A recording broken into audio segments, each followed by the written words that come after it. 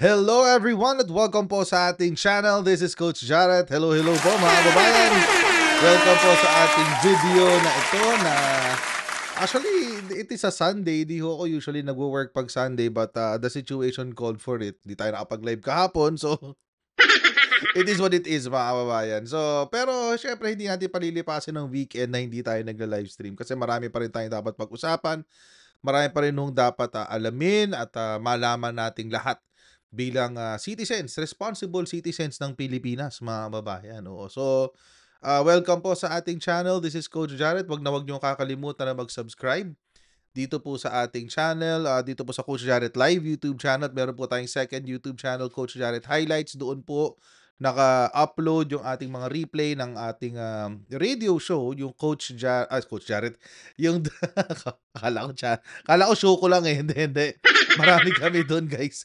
Marami po kami doon. The Big V, ayan, the big vloggers po ang ibig sabihin niyan, Kaya wag niyo kakalimutan na mag-subscribe sa Coach Jared Highlights para mapanood niyo po yung replays nun.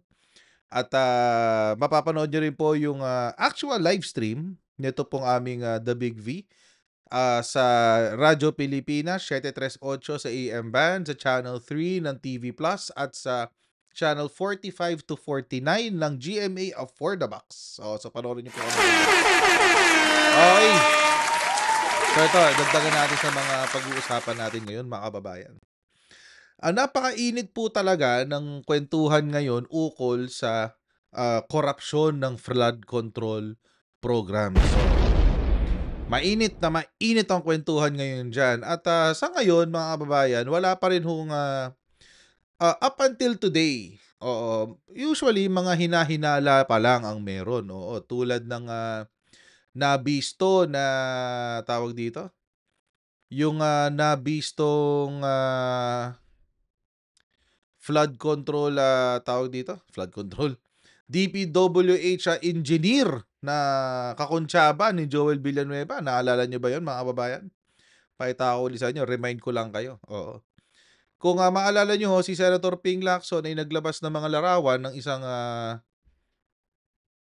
DPWH engineer dyan sa Baliwag, Bulacan. Na lagi hong kasama ni Joel Villanueva. So ito po, ayan, si Henry Alcantara.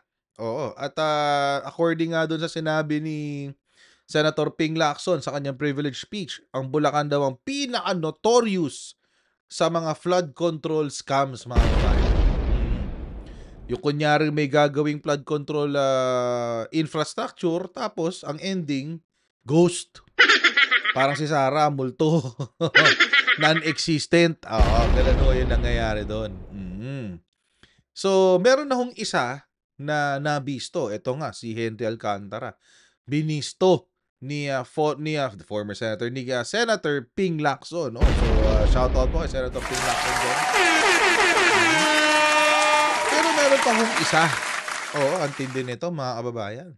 Antindi nito. May isa pa po, mga kababayan, na nahuli naman. Caught in the act.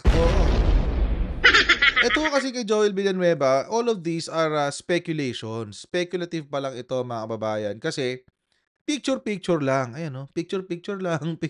Nakita lang sa picture. Na magkasama sa picture. Ayan, si Joel Villanueva. Ito yung Alcantara. Ito yung kapatid ni Joel Villanueva. Ayan, yung kapatid, si Joel. Ito si Alcantara. Ayan. So, all of these are speculative. In nature. So parang ano pa lang to, kwento-kwento pa lang, nag-iintay pa lang tayo ng kumpirmasyon dito. Pero ito malala. Kanina, may inaresto na DPWH engineer. Caught in the act. Caught in the act, mga kababayan. Huling-huli sa susuhol ng isang miyembro ng Kongreso. Ayan. Sinusuhulan yung miyembro ng Kongreso, mga kababayan, sa Batangas.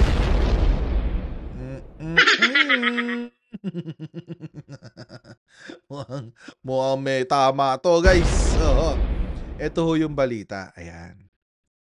Yan yung balita. Garapala na, sabi. DPWH engineer nabbed after allegedly dangling up to 360 million pesos in SOP. Ayan na nga ba eh. 360 million pesos ang SOP, so malamang ang budget nito ay nasa 3.6 billion pesos. Oo. Magkano ba yung sa Batangas dito sa ano? Ayan oh. Oo, ayan. Ito yung sa insertion si Cheese Escudero sa Batangas. Oo. Nasa 7.3 billion pesos, mga babae. Malamang yung 360 million, mga kababayan, ay manggagaling hindi sa flood control kasi mababa lang ang flood control, 813 million lang. Oh. Malamang contractor to ng kalsada. Kasi kung ano, usually kasi mga kababayan, ayon sa kwentong bayan or sa kwentong-kwento na naririnig natin, usually kapag tawag dito, kapag ang SOP ay kadalasan 10% yan eh. 10% yan ng total contract ng budget. So, well, we don't know. We don't know for sure. Probably baka tawag dito. Kasi kung 3.5 billion, ang 10% nga niya is 306 around 350 million.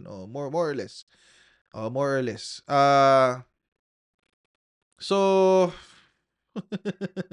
tama ba? Kunin nga natin. Wait. Di ako sure eh. Hindi ako sure sa number niyan. Wait Compute natin. 3.5 billion. Ayan. 3.5 billion times 10%. O nga, 360 million, 350 million pesos. Tama. Tama ang computation ko. Okay. So, ayun na nga. So, but that is base sa contract price. Hindi natin alam kung yung 3.5 billion na ito, na insertion ni Cheese Escudero for Batangas. Batangas yan eh. So, insertion niya ni Cheese Escudero, itong 3.5 billion na to, ay ang halaga para sa itong construction. Kasi mga babayan, ito ang nangyari sa kwento. Itong sabi. Okay. Notoriously corrupt. So, sabihin kilala na to. A notoriously corrupt Department of Public Works and Highway District Engineer was arrested and detained over the weekend after allegedly trying to bribe a young congressman. Newly elected and one of the richest in Batasan. Actually, number 1 siya na pinakamayamang politiko. To halt an ongoing probe into anomalous flood control and other projects in his district according to a babbler. Okay, ito sabi. Ito na. Tama, 10% nga. Babbler said the engineer allegedly dropped by the lawmaker's office a few days earlier and offered a 5 to 10% cut to 5 to 10% cut out of 3.6 billion in projects already awarded. So naibigay na. Nai-award na sa kanya yung mga proyekto.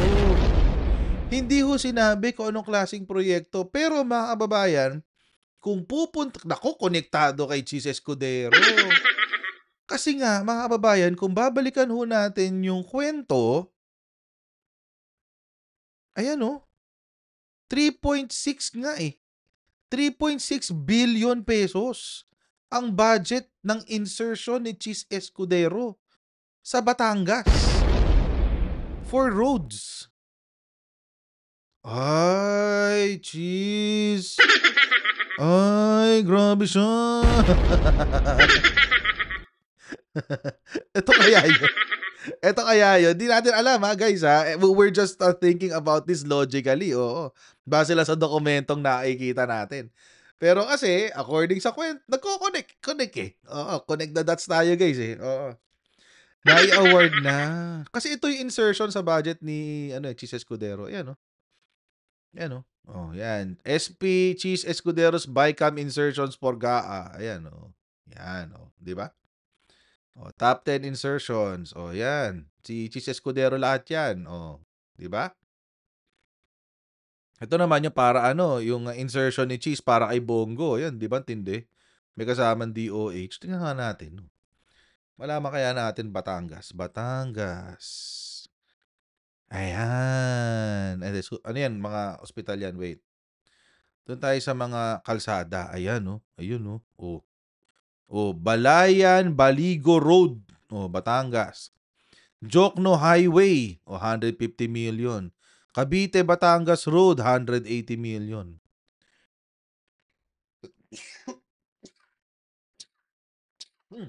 Excuse me. Batangas Cadre Road, 30 million. Dami pala, no?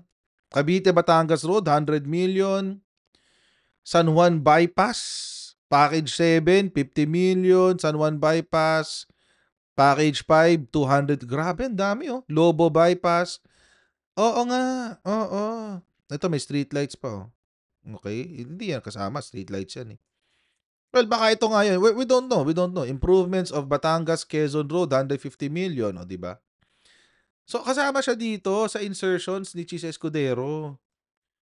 Hindi natin alam, mga kababayan, hindi lang natin sure, ay kung ito ba, ayun, sa Batangas, sa insertions, kung ito bang suhol ay galing dito, malamang sa kalsada eh. Kasi ito yung round number na papasok sa 360 million. So, 3.5 billion pesos. Oo, mga kababayan. The engineer also proposed a bigger 15 to 20% cut on projects to be awarded under the 2026 budget, and the named contractors, he said, were ready to remit. Ay, marami sila. Marami sila. The congressman shared and offered to arrange meetings and help collect payments, calling it standard operating procedure at DPWH. Ano nyo, mga kababayan? Matagal na hong kalakaran to. Ngayon lang ho nabubuklat. Pero matagal na ho itong sistema na to. Matagal na ho ito. At naikwento ko na ho ito, if I'm not mistaken, sa isa sa mga vlogs ko na nung meron kaming kliyente na isang construction company. Ito hong budget na ganito, per project, di ba? Per construction.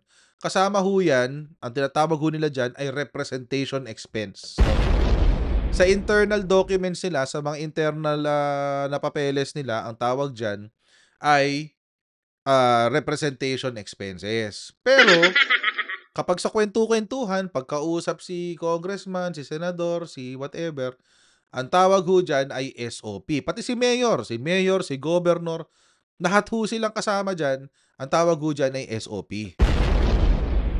Or Standard Operating Procedure. At mukhang dito ho, mga kababayan, nakumpirma ang ating sinabi nung nakaraang vlog. Nakumpirma po na pwede ho talagang manghugas kamay si senador or si congressman. Bakit? Kasi ho, apparently, tulad ho nung sinabi natin nung huli nating vlog na hindi naman kailangan na si senador o si congressman ang maglalabi. Bakit? Hindi naman siya yung tatrabaho niyan. Ang gagawin lang niya, magre-receive lang siya ng pera kay kontraktor. At ito na nga ang nangyari. Oo. At mga kababayan, hindi lang ho iisang kontraktor pala ito. Bakit? Siya ho ang nagsabi na ilalabas niya ang mga pangalan ng contractors. Ang dami, with the plural yan, mga kababayan, no? Contractors, ang dami niyan. So, hindi ho natin alam kung sino-sino yung mga contractors na yan. Baka kasama rin si Diskaya dyan. Hindi natin alam. Diba? Pero, marami sila. So, marami ho dito, mga kababayan, sa kwento na ito, na ang nagkumpirma sa ating teorya kung paano nagkakabayaran dito sa flood control programs. During the meeting, the engineer allegedly dangled 3.6 million pesos in cash on the spot and promised another 15 million the next day. Grabe, no? So the engineer thought he had the lawmaker hooked until the PNP swooped in, arrested him in an entrapment operation. My goodness! Huli sa akto si district engineer, guys. Sinumbong siya ni congressman. Oo. The district engineer is in police custody and a case is being prepared for filing with the provincial prosecutor's office If confirmed, it would mark the first arrest of a DPWH official since President Ferdinand Marcos Jr. Publicly admonished officials and lawmakers over alleged infrastructure graft. Mahiya naman kayo. Oo. Alam nyo mga kababayan, paano natin nalaman kung sino yung congressman na sinuhulan? Oo. At nagsumbong sa pulis. Good job ka dyan, Mr. Congressman. Bakit? Nilaglag po kasi ni Ping Lacson. Ayan, no? Sabi ni Senator Ping Lacson, may snappy salute to a neophyte Congressman Leandro Leviste, Batangas 1st District Representative, for the successful police entrapment operation against a corrupt DPWH district engineer who tried to bribe him with up to 360 million pesos in kickbacks from infra projects in his district. May his tribe increase. Ayan. Yan tayo. Oo. My goodness. Ang lala, no? Oo. Kinumpirma na ngayon ni Ping Lacson, ni Senator Ping Lacson, na totoo nga yung kwento. Not only that, yung tinry nilang i-bribe is si Leandro Leviste. Sino si Leandro Leviste? Si Leandro Leviste, mga kababayan, ay bunsong anak ni Loren Legarda. So malamang sa malamang, legit yung kwento ni Ping Lacson kasi syempre si Loren Legarda kasama ni Ping Lacson sa minority yan eh. Si Loren Legarda. So malamang si Loren Legarda rin ang nagbida niyan kay Ping Lacson. At ito yung anak niya, si ayan, ito. Yan. Si Leandro Leviste. Ano na yan, bilyonaryo na yan. Mayaman na ho yan, mga kabayan. Kasi may negosyo sila na solar energy something. Oo, so andun ang business nila sa energy. So I'm not sure kung i-install sila o nagko-construct sila ng mga solar whatever, or nagkakabit sila ng mga solar panels, I'm not sure. Pero nandun ang business niya at bilyonaryo na ho yan, mayaman na ho yung batang yan, mga kababayan. One of the youngest billionaires in the Philippines yan, si Leandro Leviste. Oo. So parang nagkamali ng binribe si DPWH. Siguro iniisip ni DPWH, baka mali natin, kailangan pa niya ng dagdag na bilyones, di ba? Di natin alam. Baka ganun iniisip ng DPWH. Pero mga kababayan, ayun na nga, huli si DPWH. Oo. Ngayon mga kababayan, hindi na to kwento-kwento. Legit na to. We have already proof na si DPWH ay involved sa kickbacks. Involved na siya. So ano na nang gagawin ng gobyerno natin dito? Buti may nahuli. Alam niyo kung bakit? Kasi ngayon, malalaman na natin kung kakanta siya o hindi. Malalaman na natin kung sino pa ba yung ibang kontraktor. Malalaman na natin kung sino yung mga taga-COA na nababayaran. Malalaman na natin kung sino yung mga miyembro ng lehislatura na tumatanggap ng kickback. Malalaman na natin. At malalaman na rin natin kung sino yung iba pang mga contractors. Oo, nagpapakasasa sa pera ng bayan. Oo. My goodness, nakakairita. Oo. But this is good news. This is a good development, mga kababayan. At sana po lumabas na rin yung iba. Yung mga contractors, sana makonsensya na ho kayo. Oo. Huwag ho kayo magpakasasa sa mga bilyones na nakukuha nyo. Dahil yan ho ay pinaghihirapan ng mga taong dumalaro ng maayos. Diyos ko. Sakit sa bangs na ito. Nakakairitang basahin, mga kababayan eh. Ganun lang mag-usap no? 360 million. Pero ang pinagtataka ko talaga, mga kababayan, yung numero. Kasi mukhang bilang na bilang. Na-award na raw kasi ito. So kung 360 million ito, mga kababayan, most probably, yan ay galing sa flood control insertions. Not flood control. Road insertions ni Cheese Escudero sa Batangas. Nakakabit pa rin kay Cheese Escudero. Bakit ganun? Yari ka ngayon, Cheese. Magpaliwanag ka, Cheese Escudero. My goodness. Goodness gracious, great balls of fire. When it rains, it pours, Senator Cheese Escudero. Anyway, mga kababayan, dito na po muna tayo sa ating live stream today. Maraming pong salamat sa inyong live stream, hindi pala, recording pala. Maraming salamat sa inyong patuloy na pagsuporta sa ating channel. Please don't forget to like, share, and subscribe, and I'll see all of you in our next Coach Jared Live, guys. Bye, everyone. See you next time. Bye.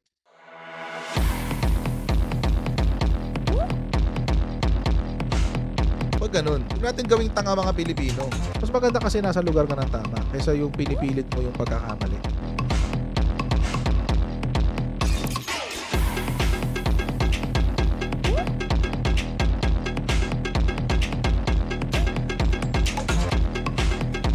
Are they willing to go that far? Hindi makakalimutan ng Pilipino yan hanggat di nasasagot niya. Sino ngayon nagsasabi ng totoo?